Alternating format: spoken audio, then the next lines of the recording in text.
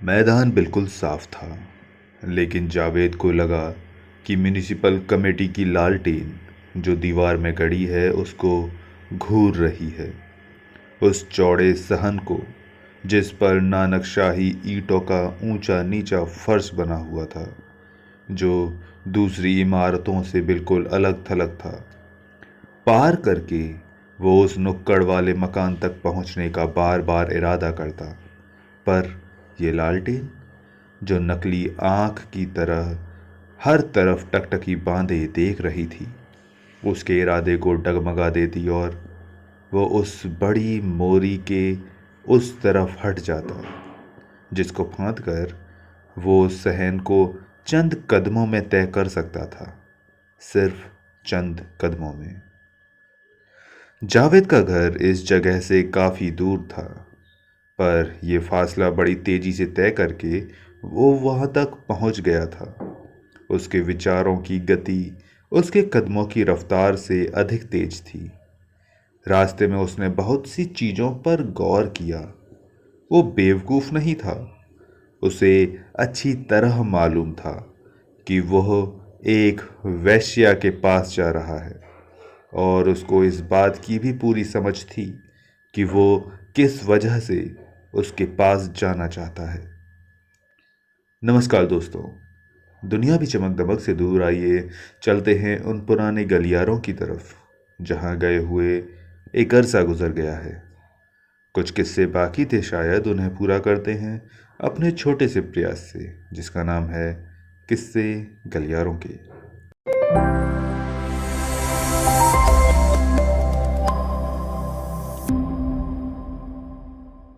आज की कहानी डरपोक, लेखक सआदत हसन मंटो। वो औरत चाहता था। औरत चाहे किसी रूप में हो, औरत की जरूरत उसकी जिंदगी में एकाएक नहीं पैदा हो गई थी। एक जमाने से ये जरूरत उसके भीतर आहिस्ता आहिस्ता मौजूदा तेजी का रूप पाती जा रही थी। और अब अचानक उसने महसूस किया था कि औरत के बिना वो एक पल जिंदा नहीं रह सकता। औरत उसे ज़रूर मिलनी चाहिए। ऐसी औरत जिसकी रान पर हौले से थप मारकर वो उसकी आवाज़ सुन सके। ऐसी औरत जिससे वो वाहियात किस्म की बातें कर सके। जावेद पढ़ा लिखा होशमंद आदमी था। हर बात की ऊंच नीच समझता था, पर इस मामले में कुछ और सोचने विचारने के लिए तैयार नहीं था। उसके मन में एक ऐसी इच्छा हुई थी जो नई न थी। इससे पहले कई बार उसके मन में ये इच्छा पैदा हुई थी कि, और इस ख्वाहिश को पूरा करने के लिए इंतहाई कोशिशों के बाद जब उसे नाकामयाबी का सामना करना पड़ा, तो इस नतीजे पर पहुंचा कि उसकी ज़िंदगी में पूरी औरत कभी नहीं आएगी। और अगर उसने उस पूरी औरत की तलाश जारी रखी, तो किसी दिन वो पागल कुत्ते की तरह किसी राह चलती औरत को काट खाएगा। काट खाने की हद तक अपने इरादे में नाकाम रहने के बाद अब अचानक उसके मन में इस इच्छा ने करवट बदली थी। अब किसी औरत के बालों में अपनी उंगलियां से कंघी करने का ख्याल उसके दिमाग से निकल चुका था। औरत की तस्वीर उसके दिमाग में मौजूद थी, उसके बाल भी थे, पर अब उसकी ये इच्छा थी कि वो उन बालों को वहशियों की तरह खींचे, नोचे, उखाड़े। अब उसके दिमाग से वो औरत निकल चुकी थी जिसके होंठों पर वो अपने होंठ इस तरह रखने के लिए इच्छुक था जैसे तितली फूलों पर बैठती है। अब वो उन होठों को अपने गर्म होठों से दागना चाहता था। हौले हौले सरगोशियों में बातें करने का ख्याल भी उसके दिमाग में नहीं था। अब वो ऊंची आवाज में बातें करना चाहता था, ऐसी बातें जो उसके मौजूदा इरादे की तरह नंगी हों। अब पूरी सामलिम औरत उसके आगे नहीं थी। वो ऐसी औरत चाहता था जो घिस घिस कर गिरे हुए मर्द की शक्ल इख्तियार कर गई हो, ऐसी औरत जो आधी औरत हो और आधी कुछ भी ना हो। एक समय था जब औरत कहते समय अपनी आंखों में जावेद एक खास किस्म की ठंडक महसूस किया करता था। जब औरत की कल्पना उसे चांद की ठंडी दुनिया में ले जाती थी, वो औरत कहता था बड़ी सावधानी से, मानो उसको इस बेजान लफ्ज के टूटने का डर हो। एक अरसे तक वो इस दुनिया की सैर करता रहा, पर आखिरकार उसको मालूम हुआ कि औरत जिसकी तमन्ना उसके दिल में है, उसकी जिंदगी का ऐसा सपना है जो खराब मैदे के साथ देखा जाए। जावेद अब सपनों की दुनिया से बाहर निकल आया था। बहुत देर तक जहनी तौर पर वो अपने आप को बहलाता रहा, पर अब उसका जिस्म डरावने रूप से जाग चुका था।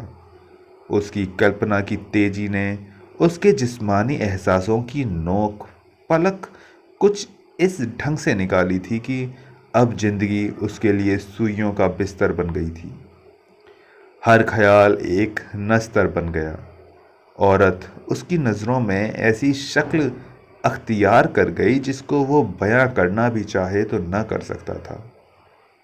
जावेद कभी इंसान था, पर अब इंसानों से उसे नफरत थी, इतनी कि वो अपने आप से भी नफरत करने लगा था। यही वजह थी कि वो खुद को जलील करना चाहता था, इस तरह कि एक अरसे तक उसके खूबसूरत ख्याल, जिनको वो अपने दिमाग में फूलों की तरह सजा कर रखता था, गंदगी से लिथड़े रहें। मुझे नफाजत तलाश करने में असफलता मिली है, लेकिन गंदगी तो मेरे चारों तरफ फैली हुई है। अब ये जी चाहता है कि अपनी रूह और जिस्म के हर जर्रे को इस गंदगी से लिथेड़ दूं। मेरी नाक, जो इससे पहले खुशबुओं की तलाश करती है, अब बदबूदार और गलीच चीज़ें सूखने को बेताब है। यही वजह है कि आज मैंने पुराने ख्यालों का चोला उतार कर इस मोहल्ले का रुख किया है, जहां हर चीज एक भेद भरी बू में लिपटी नजर आती है। ये दुनिया कितने डरावने तौर पर हसीन है। नानक शाही ईंटों का ऊबड़ खाबड़ फर्श उसके सामने था। लालटेन की बीमार रोशनी में जावेद ने जब उस फर्श की तरफ अपनी बदली हुई नज़रों से देखा तो उसे ऐसा महसूस हुआ कि बहुत सी नंगी औरतें औंधी सीधी लेटी हैं, जिनकी हड्डियां जगह जगह उभरी हुई हैं। उसने फैसला किया कि इस फर्श को पार करके नुक्कड़ वाले मकान की सीढ़ियों तक पहुंचा जाए और कोठे पर चढ़ जाए। पर म्युनिसिपल कमेटी की लालटेन लगातार टकटकी बांधे उसकी तरफ घूर रही थी। उसके बढ़ने वाले कदम रुक गए और वो भन्ना सा गया। ये लालटेन मुझे क्यों घूर घूर के देख रही है? ये मेरे रास्ते में क्यों रोड़े अटकाती है?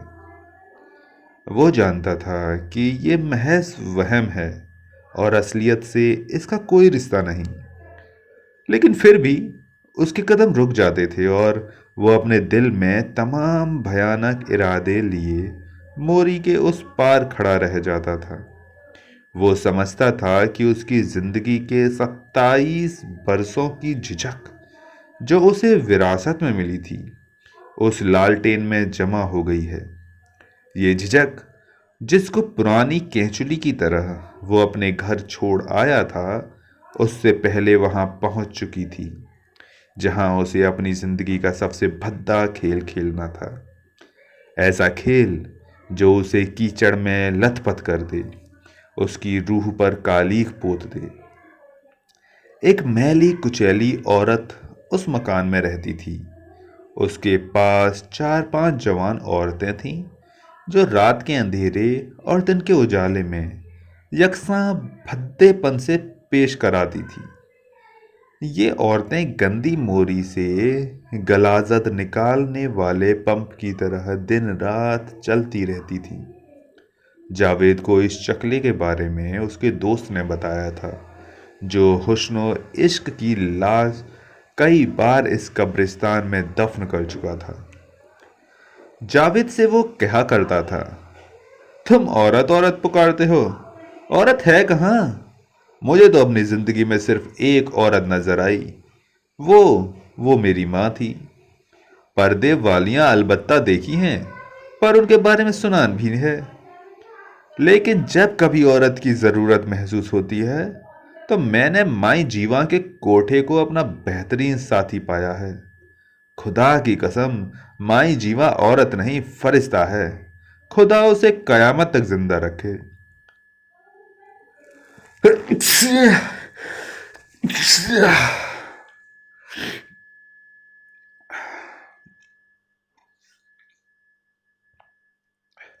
जावेद माई जीवा और उसके यहाँ की 4-5 पेशा करने वाली औरतों के बारे में बहुत कुछ सुन चुका था।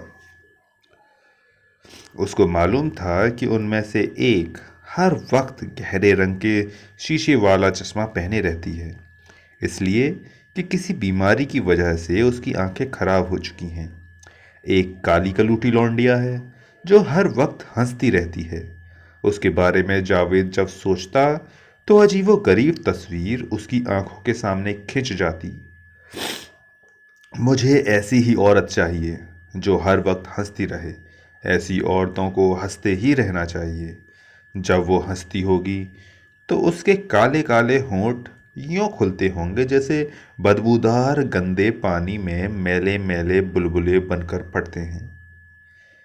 माई जीवा के पास एक और छोकरी भी थी, जो बाकायदा तौर पर पेशा कराने से पहले गलियों और बाजारों में भीख मांगा करती थी। अब 1 बरस से उस मकान में थी जहां 18 बरसों से यही काम हो रहा था। वो अब पाउडर और सुर्खी लगाती थी।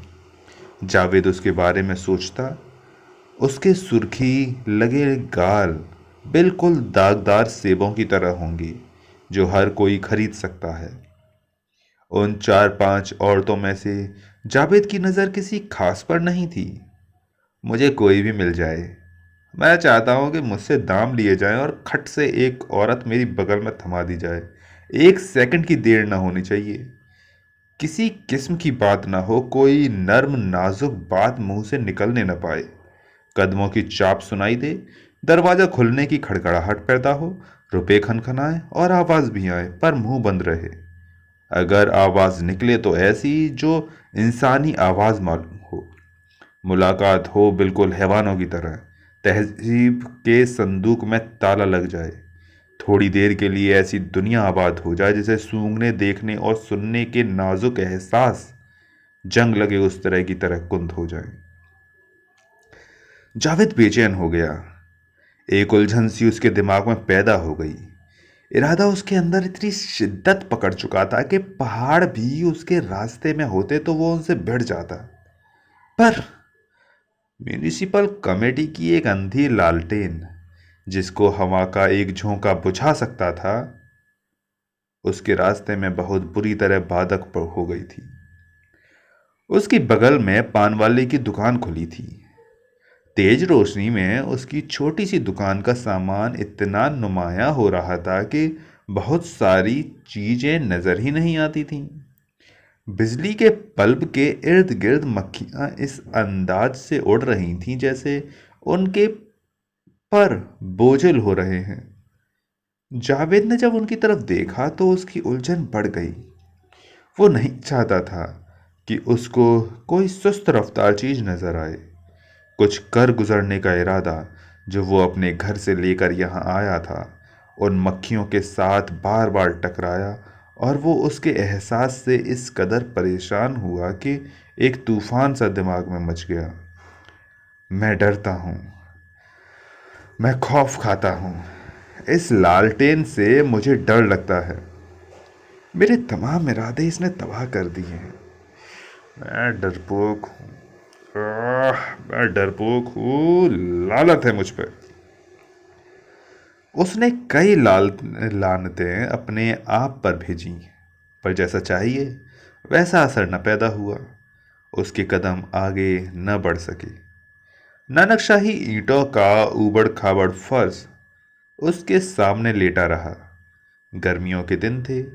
आधी रात गुजरने पर भी हवा ठंडी न हुई थी। बाजार में आमदोरफ्त बहुत कम थी। गिनती की सिर्फ चंद दुकानें खुली थीं। फिजा में खामोशी लिपटी हुई थी। हाँ, कभी कभी किसी कोठे से हवा के गर्म झोंके के साथ थके हुए संगीत का एक टुकड़ा उड़ उड़कर इधर चला आता था और गाड़ी खामोशी में घुल जाता था। जावेद के सामने, यानी माई जीवा के चकले के इधर हटकर, बड़े बाजार में जो दुकानों के ऊपर कोठों की एक कतार थी, उसमें कई जगह जिंदगी के आसार नजर आ रहे थे। उसके बिल्कुल सामने खिड़की में तेज रोशनी के बल्ब के नीचे एक काली भुजंग औरत बैठी पंखा हिला रही थी। उसके सिर के ऊपर बिजली का बल्ब जल रहा था और ऐसा दिखाई देता था कि सफेद आग का एक गोला है जो पिघल पिघल कर उस वेश्या पर गिर रहा है। जावेद उस काली भुजंग औरत के बारे में कुछ गौर करने ही वाला था कि बाजार के उस सिरे से, जो उसकी आंखों से ओझल था, बड़े भद्दे नारे के रूप में कुछ आवाजें उठी। थोड़ी देर के बाद तीन आदमी झूमते झूमते शराब के नशे में चूर नमूदार हुए तीनों के तीनों उस काली भुजंग औरत के कोठे के नीचे पहुंचकर खड़े हो गए और जावेद के कानों ने ऐसी ऐसी वाहियात बातें सुनी कि उसके तमाम इरादे उसके अंदर सिमट कर रह गए।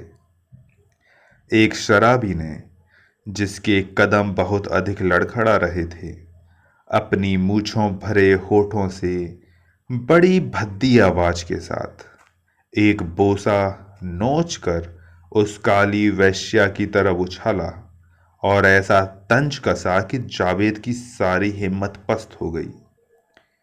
कोठे पर बिजली के बल्ब की रोशनी में उस काली भुजंग औरत के होंठ एक काले ठहाके में खुले और उसने शराबी के फिक्रे का जवाब यूं दिया जैसे टोकरी पर भरा कूड़ा नीचे फेंक दिया हो। नीचे बिखरे हुए ठहाकों का फव्वारा सा फूट पड़ा और जावेद के देखते देखते वे तीनों शराबी कोठे पर चढ़े। थोड़ी देर के बाद वो जगह जहां वो काली वैश्या बैठी थी खाली हो गई। जावेद अपने आप से और भी नफरत करने लगा। तुम तुम तुम क्या हो? मैं पूछता हूं, आखिर तुम क्या हो? न तुम ये हो न तुम वो हो। न तो तुम इंसान हो न तुम हैवान। तुम्हारी समझ बूझ, तुम्हारी अकल और सोच आज सब धरी की धरी रह गई। तीन शराबी आते हैं, तुम्हारी तरह उनके दिल में इरादा नहीं होता, लेकिन बेधड़क उस वेश्या से वाहियात बातें करते हैं और हंसते ठहाके लगाते कोठे पर चढ़ जाते हैं जैसे पतंग उड़ाने जा रहे हैं। और तुम जो कि अच्छी तरह समझते हो कि तुम्हें करना क्या है, यूं बेवकूफों की तरह बीच बाजार में खड़े हो और एक बेजान लालटेन से खौफ खा रहे हो। तुम्हारा इरादा इतना साफ और खुला है, लेकिन फिर भी तुम्हारे कदम आगे नहीं बढ़ते। लालत है तुम पर। पल भर के लिए जावेद के अंदर अपने से बदला लेने का भाव पैदा हुआ। उसके कदमों में हरकत हुई और मोरी फांदकर वो माई जीवा के कोठे की तरफ बढ़ा। वो लपक कर सीढ़ियों के करीब पहुंचने ही वाला था कि ऊपर से एक आदमी उतरा। जावेद पीछे हट गया। अनायास उसने अपने आप को छिपाने की कोशिश भी की, लेकिन कोठे पर से नीचे आने वाले आदमी ने उसकी तरफ कोई ध्यान न दिया। उस आदमी ने अपना मलमल का कुर्ता उतार कर कंधे पर रख लिया था। उसकी दाहिनी कलाई में मोतिये के फूलों का मसला हुआ हार लिपटा था। उसका बदन पसीने से सराबोर हो रहा था।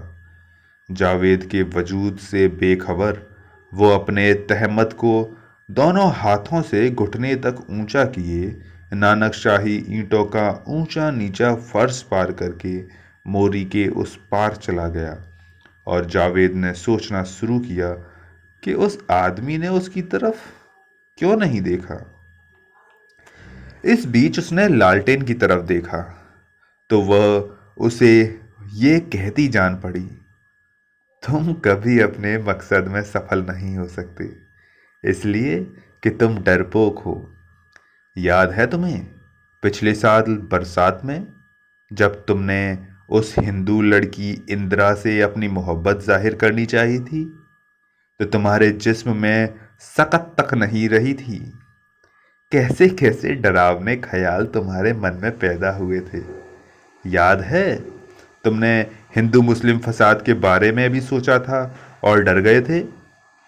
उस लड़की को तुमने इसी डर के मारे भुला दिया और हमीदा से तुम इसलिए मोहब्बत न कर सके कि वो तुम्हारी रिश्तेदार थी और तुम्हें इस बात का डर था कि तुम्हारी मोहब्बत को गलत नज़रों से देखा जाएगा। कैसे कैसे वहम तुम्हारे ऊपर उन दिनों छाए थे। और फिर तुमने बिल्किस से मोहब्बत करनी चाही, पर उसको सिर्फ एक बार देखकर तुम्हारे सारे इरादे गायब हो गए और तुम्हारा दिल वैसा का वैसा बंजर रहा। क्या तुम्हें इस बात का एहसास नहीं कि हर बार तुमने अपनी बेलौस मोहब्बत को खुद ही शक की नज़रों से देखा है।